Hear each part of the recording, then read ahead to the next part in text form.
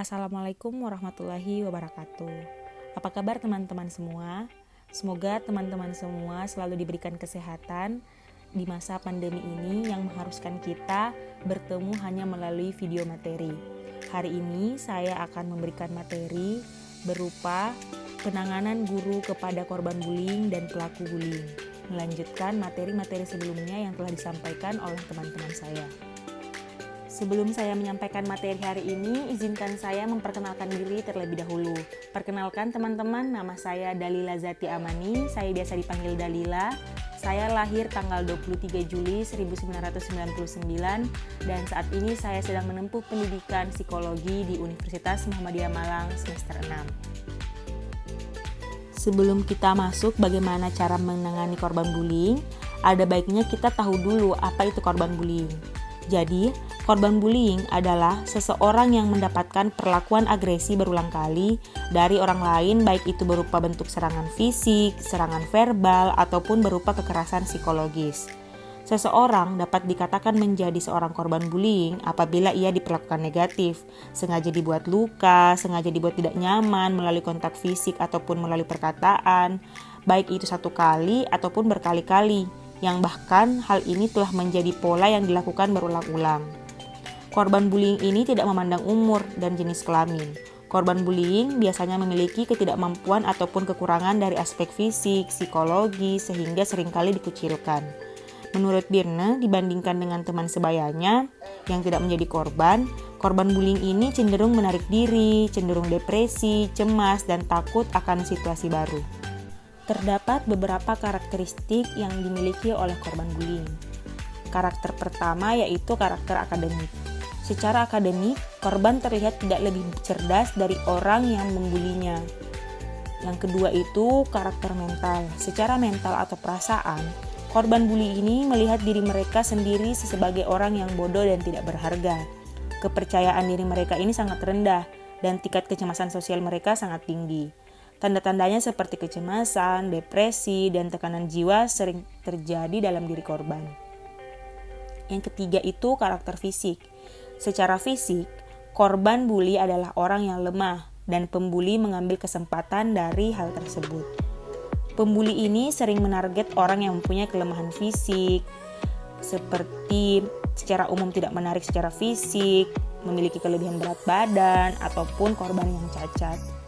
Korban laki-laki seringkali mendapat siksaan secara langsung atau secara fisik, sedangkan perempuan seringkali mendapat siksaan secara tidak langsung, misalnya melalui kata-kata atau bully verbal. Yang terakhir adalah karakter sosial. Walaupun korban bully ini sangat menginginkan penerimaan secara sosial, mereka ini jarang sekali memulai kegiatan-kegiatan yang menjurus ke arah sosial tersebut.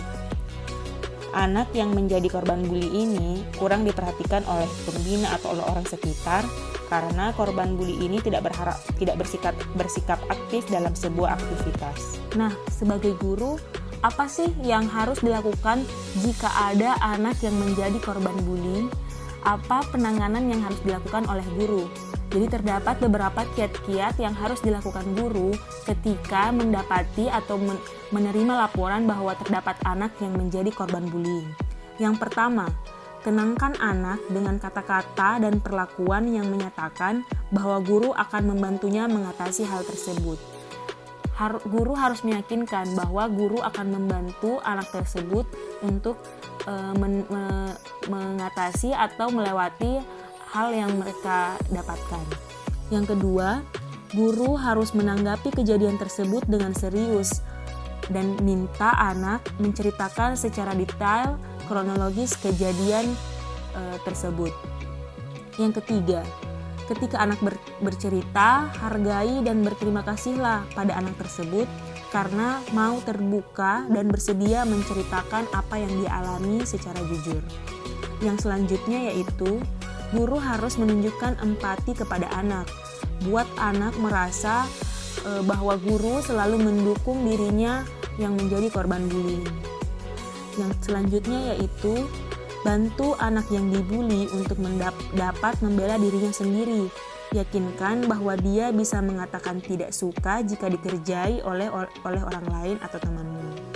Yang selanjutnya, Tanyakan kepada anak tentang apa yang dapat mereka lakukan untuk membuat anak tersebut merasa aman. Jadi cari solusi dan diskusikan bersama anak apa yang anak tersebut bisa lakukan agar dia merasa dirinya menjadi aman. Yang selanjutnya yaitu guru harus menindaklanjuti secara teratur dengan anak tersebut mengenai kemajuan yang dia buat mengenai masalah ini, sehingga masalah pembulian ini dapat teratasi dan anak bisa bebas dan bisa tidak trauma dengan kejadian tersebut. Nah, karena tadi kita sudah membahas tentang korban bullying, saat ini kita akan membahas tentang pelaku bullying itu sendiri. Nah, siapa sih yang berpotensi menjadi pelaku bullying ini? Bullies atau pelaku bullying yaitu biasanya murid yang secara fisik dan emosional melukai murid lain secara berulang-ulang. Remaja yang diidentifikasi sebagai pelaku bullying sering memperlihatkan fungsi psikososial yang lebih buruk daripada korban bullying dan murid yang tidak terlibat dalam perilaku bullying. Nah, menurut Olweus mengemukakan bahwa pelaku bullying cenderung mendominasi orang lain dan memiliki kemampuan sosial dan pemahaman akan emosi orang lain yang sama. Nah, terdapat beberapa tipe-tipe pelaku bullying. Yang pertama itu adalah tipe percaya diri. Tipe percaya diri ini adalah para pelaku bullying ini secara fisik memiliki fisik yang kuat. Dia menikmati agresivitas dan merasa aman serta biasanya populer. Yang kedua itu tipe pencemas. Secara akademik, tipe pencemas ini memiliki akademik yang lemah. Mereka itu lemah dalam berkonsentrasi, kurang populer, dan kurang merasa aman. Yang ketiga yaitu pada situasi tertentu, pelaku bullying ini adalah orang yang pernah menjadi korban bullying. Untuk untuk membuat dirinya merasa aman, maka dia bertindak sebagai pelaku bullying karena tidak ingin lagi menjadi korban bullying. Sebagai guru, ada beberapa hal yang harus dilakukan ketika mengetahui bahwa terdapat anak yang menjadi pelaku bullying. Yang pertama itu, guru sebaiknya meminta anak untuk bercerita atau pelaku bullying itu untuk bercerita kronologis kejadian menurut versinya. Saat bercerita, dengarkan ceritanya sampai selesai terlebih dahulu. Jangan pernah memotong pembicaraan dan langsung memberikan respon negatif terhadap anak.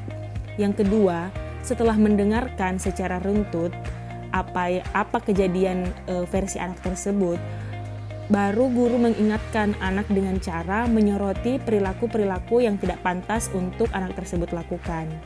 Yang selanjutnya itu, ingatkan anak akan aturan dan pedoman anti-bullying yang dibuat di tingkat sekolah atau kelas. Ingatkan bahwa perilaku bullying ini sangat ditentang oleh aturan-aturan sekolah. Yang selanjutnya, bantu anak berusaha memahami alasan dibalik perilaku bullying mereka. Seperti misalnya, apakah anak tersebut memiliki masalah di rumah, atau kurangnya perhatian dari orang tua, atau pengalaman bullying sebelumnya. Jadi pahami apa yang menjadi alasan anak tersebut melakukan bullying. Yang selanjutnya, tunjukkan empati dan kasih sayang kepada anak dengan membagikan perasaan ataupun kerugian anak yang dia bully ataupun korban bullyingnya. Jadi guru menyampaikan bahwa rasa kasih sayang dan empati kepada anak tersebut dengan cara membagikan bagaimana perasaan si korban. Yang selanjutnya, terapkan konsekuensi tertentu untuk membantu mereka belajar dari situasi ini. Pastikan konsekuensi yang diberikan berhubungan dengan kesalahan anak. Tetap menghormati anak sebagai pelaku dan masuk akal secara logis serta dapat diterima untuk mengajarkan anak berperilaku dengan lebih baik selanjutnya.